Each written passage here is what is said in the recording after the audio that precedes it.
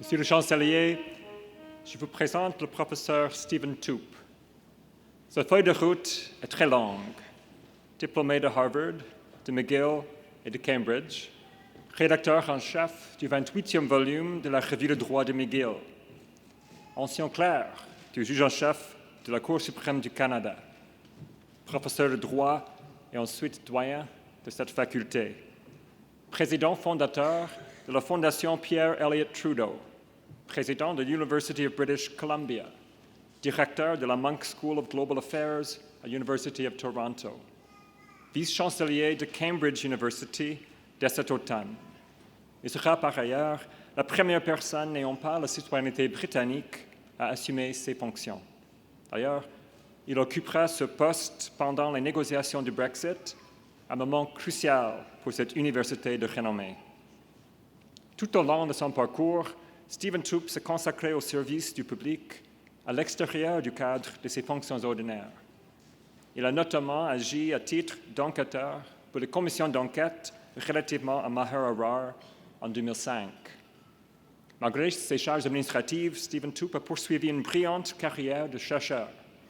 Son livre coécrit avec le professeur Jutta Brenner, Legitimacy and Legality in International Law, publié par Cambridge University Press en 2010, lui a valu un Certificate of Merit for Creative Scholarship de l'American Society of International Law. Bien entendu, nous ne sommes pas les premiers à lui décerner des honneurs. Il a reçu, entre autres, la médaille du Jubilé d'or de la Reine Élisabeth en 2012 et il est officier de l'Ordre du Canada depuis 2015. Now, holding positions of leadership is not the same as achieving worthwhile objectives. I would highlight that in the late 1990s, Stephen led our faculty to adopt the Integrated or Trans-Systemic Program. While the program has garnered praise nationally and internationally, it was a daring, controversial move at the time, one that carved out a new place for McGill on the global map of legal education. Before closing, a couple of more personal things. First, despite his succession of demanding jobs away from McGill and Montreal, Stephen has never forgotten his friends and colleagues here. He has maintained close ties of friendship, and I've seen him or him and Paula at occasions of celebration for his friends and former colleagues or for their children, as on occasions of sorrow. Second, my connections with Stephen give me special pleasure in welcoming him to this, my first convocation ceremony as Dean. Stephen was Dean when I began as a law student here in 1998.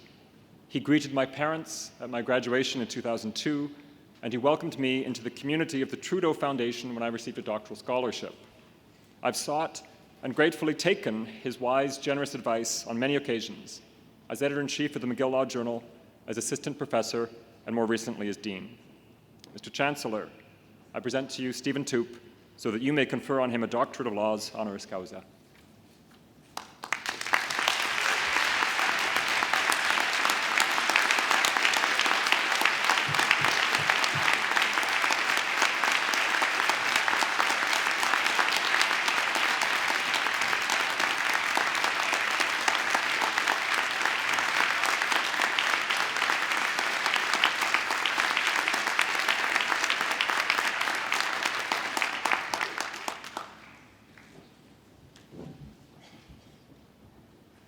Thank you, Dean Leckie.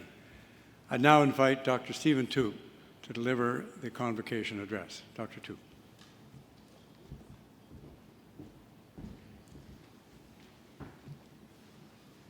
Chancelier Meehan, principal et vice-chancelière Fortier, Monsieur Corbett, président du Conseil, doyen Leckie, chers parents et invités, et surtout, chers finissants de la promotion 2017. As the proud bearer of 2 degrees from this great university, a third might seem superfluous, but nothing could be further from the truth. I am deeply touched. Thank you to the Senate for this great honor, and congratulations to each and every one of you graduates. I'm proud to join your class.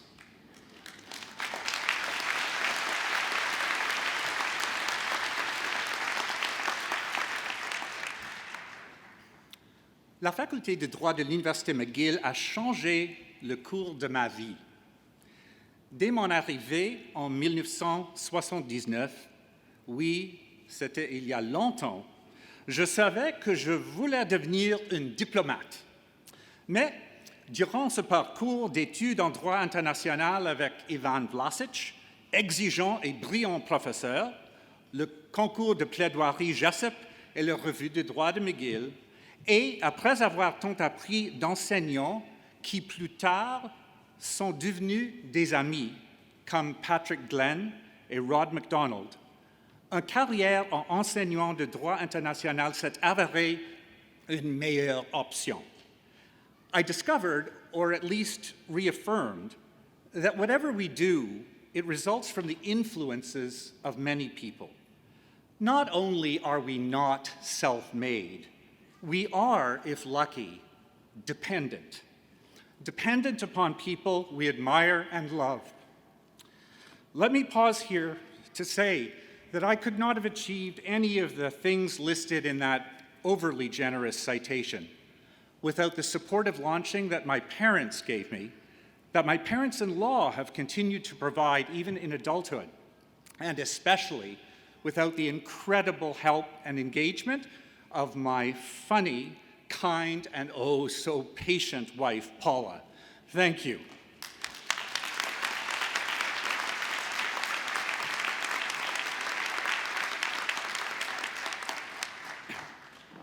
Thanks as well to my ever-questioning son and daughters who keep me humble by laughing at me a lot. I read a sad, almost unbelievable story in the New Yorker a few weeks ago about Swedish refugee claimants. Apparently in Sweden, and it seems only in Sweden, some child refugees who fear that they and their families are about to be deported fall into an unconscious state. They become listless and then they completely shut down, requiring tube feeding. They do not respond to stimuli. There's an official psychiatric name for this state, resignation syndrome. The state lasts until a review of the case is held, the children's condition becomes a factor in the refugee determination, and the decision to expel is reversed. It can take a long time before the children somehow realize that their fears are no longer justified and they slowly come back to life. Psychologists have no clear explanation beyond the idea that the children are anxious, confused about where they belong, and hopeless. Hundreds of children have experienced this syndrome since the early 2000s. Now, I suppose in a disturbing way, this story tells us that fear and hopelessness can produce desired effects. These kids gain refugee status. But I suspect that your years studying law suggest that this is not the best response. One would hope that the Swedish refugee system could be improved to avoid such cases, and that these kids would be helped to find better ways to express their needs, that resilience would be fostered, not hopelessness. Now, 3 or 4 years of law studies at McGill must have bolstered your resilience. The struggle to be admitted, then classes in the first semester where everything was confusing and words seemed to have no clear meanings, sweat-inducing moots, all those classmates who seemed better prepared, harder working, and smarter, and those endless bloody exams on computers that freeze. But I think that your resilience goes deeper than mere toughness, deeper than you may yet have realized. Although it is frustrating at times, it is the very uncertainty of a legal education, especially a McGill legal education, that will allow you to thrive in a worrying era. Some of you may know the parable of Joseph Anton. Joseph Anton was the name the brilliant novelist Salman Rushdie used for 11 years as he hid from the death decree imposed upon him by the Ayatollah Khomeini. Rushdie made up the name at the request of the British security services protecting him. He simply combined the first names of his two favorite writers, Joseph Conrad and Anton Chekhov. Salman Rushdie, Joseph Anton. Are they the same person? Not quite, for the fake name was chosen in part to disguise Rushdie's identity as an Anglo-Indian of Muslim heritage. Although unjustly forced upon him, the choice that Rushdie made to call himself Joseph Anton seems to me the perfect metaphor for the complexity that we all face in a world where old certainties are constantly challenged and even who we are cannot be answered simply or singularly. Rushdie himself describes his life's work as an attempt to address, quotes, the great question of how the world joins up. I couldn't think of a better question to ask yourselves on this day of graduation. How does the world join up? How is multiplicity made coherent? At McGill's law faculty, that question is at the heart of everything you have done. Do the common law and the civil law join up? How about Indigenous law, property law, and human rights law? How do classmates from such diverse backgrounds ever join up? But they do. Pour répondre à ces questions, vous vous servez de ce que vous avez appris dans votre famille, auprès de vos amis, de vos professeurs, lors de vos travaux scolaires personnels, de vos explorations de l'éthique et de la foi, de la clinique juridique, de la revue de droit et du bénévolat communautaire. Autrement dit, pour au moins commencer à répondre à la question sur la manière dont le monde se rassemble, vous devez essayer d'intégrer toutes vos connaissances à la personne que vous êtes. But, and here's the irony, the integration of all those ways of knowing probably won't make you a unitary you. Bringing all that you've learned together will most likely reinforce a sense that your own identity is multiple. Son or daughter, Québécois ou Canadien, sister, brother, allophone, Iranian, Chinese, pragmatist, idealist, Afro-Canadian, Inuit, gay, straight, bi, trans, or a deeply frustrated Habs fan. Because of its very uncertainty, its constant struggle to carve out a unique sense and space in legal education, I don't think there's a better place on earth to explore those questions, to figure out how the world joins up, than the McGill Law faculty.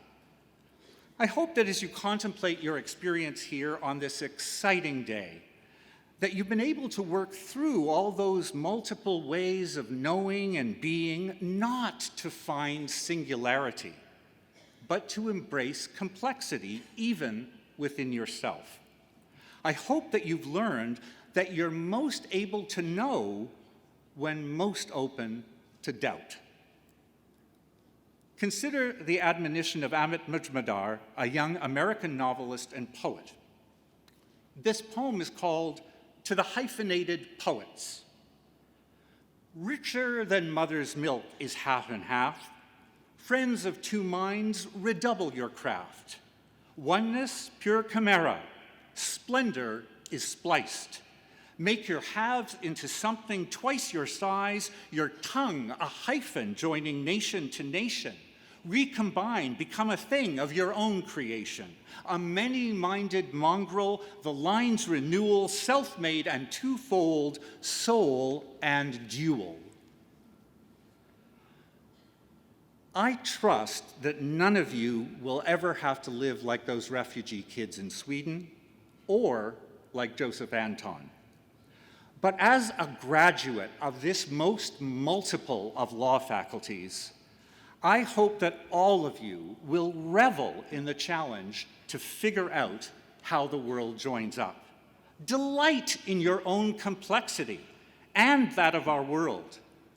because splendor is spliced.